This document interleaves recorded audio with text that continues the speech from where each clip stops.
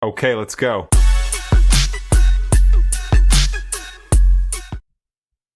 So I have a product at a retail bank, which is called a multi-plan. And I'm not going to say which bank because I need you to call me. Just call us and then we'll call you. Yeah. So there is a product in the market where you can buy jointly. So we use this with investor buyers or maybe couples that's not married but comfortable to move in together, wanting to invest, but marriage is not on the horizon or it's not going to be.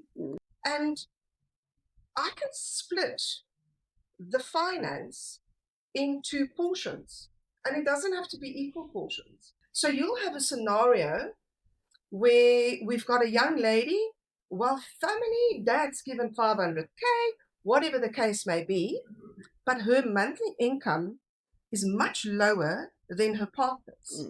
Her partner can afford 50% of the value. Then what we do is we calculate what is her deposit amount, and it doesn't mean that you have to do a deposit. It's just an example. You can do it 50 or however.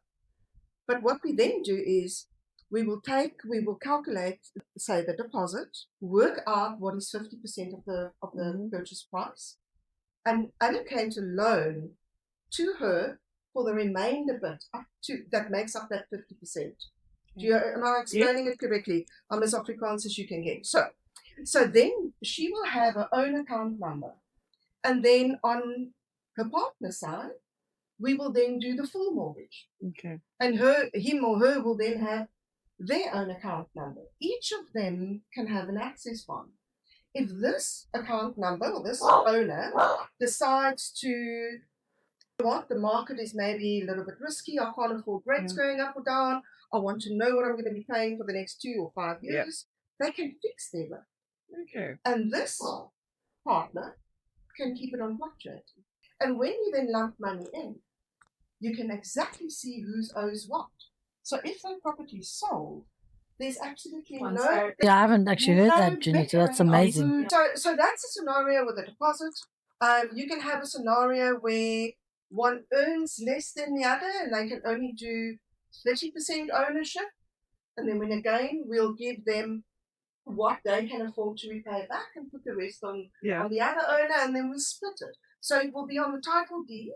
You own 70% and you own 30%. So I think the banks have also probably opened up this because a lot of people don't get married.